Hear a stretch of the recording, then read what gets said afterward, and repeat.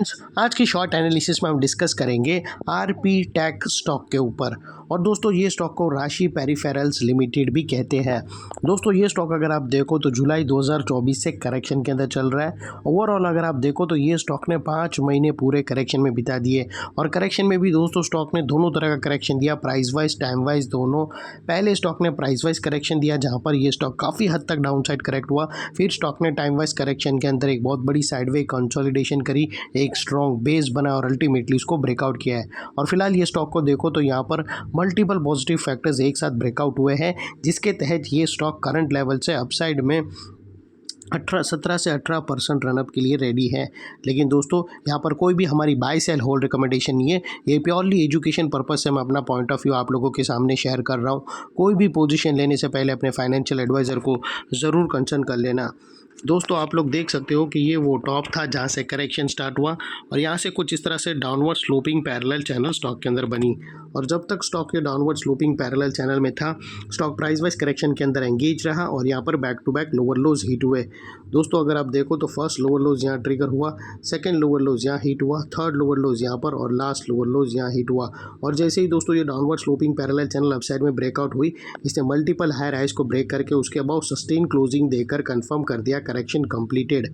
यहाँ पर हमें दो मेजर पॉजिटिव सिग्नल मिले फ्रेंड्स। पहले तो इसने डाउनवर्ड स्लोपिंग पैरेलल चैनल को अपसाइड में ब्रेक किया, जिसकी वजह से जो स्ट्रेट डाउनसाइड फॉल आ रहा था प्राइस वाइज करेक्शन का, अल्टीमेटली वहाँ पर ब्रेक लग गई। और सेकेंडली इसके अंदर जो back to back lower lows hit हो रहे थे वो स्टॉप होकर उसके अगेंस्ट में first time higher highs register हुए क्लोजिंग बेसिस पे, जो हमें कंफर्म करता है कि स्टॉक के अंदर बॉटम लग गई है, करेक्शन कंप्लीटेड और ट्रेंड इसका चेंज हो चुका है।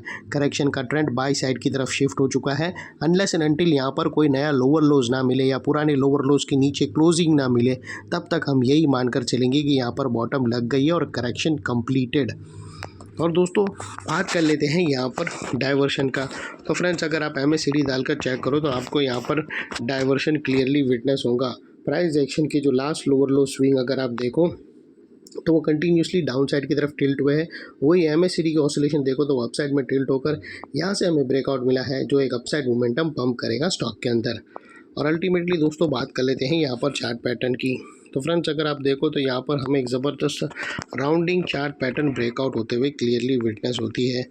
और दोस्तों ये जो इनसाइड रेंज है राउंडिंग चार्ट पैटर्न की, ये तकरीबन दोस्तों 17 से 18% की है, जो ऑलरेडी ये नेकलाइन से ब्रेकआउट हो चुकी है। अपसाइड सस्टेन मूव स्टार्ट होगा ये नेकलाइन से तो स्टॉक 17 to 18% अपसाइड रनअप दे सकता है। और वो लिहाज से दोस्तों स्टॉक का जो अगला टारगेट निकल कर आता है वो तकरीबन 510 रुपीज़ का आता है।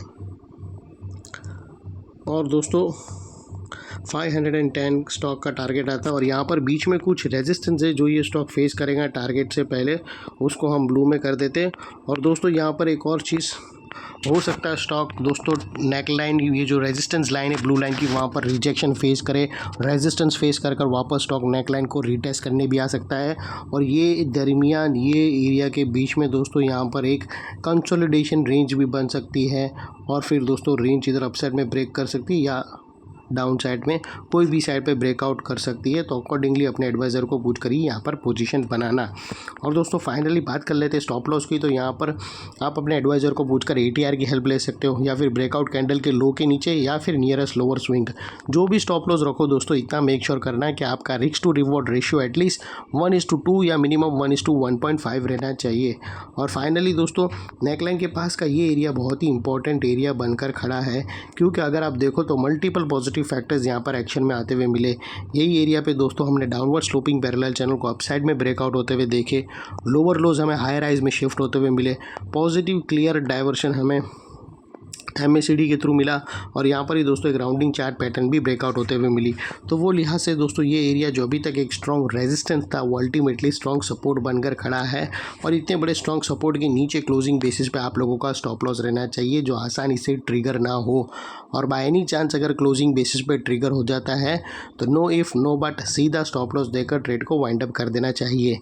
ये थी हमारी शॉर्ट एंड स्वीट एनालिसिस। अच्छी लगे तो प्लीज़ चैनल को लाइक शेयर सब्सक्राइब ज़रूर करना। Thank you.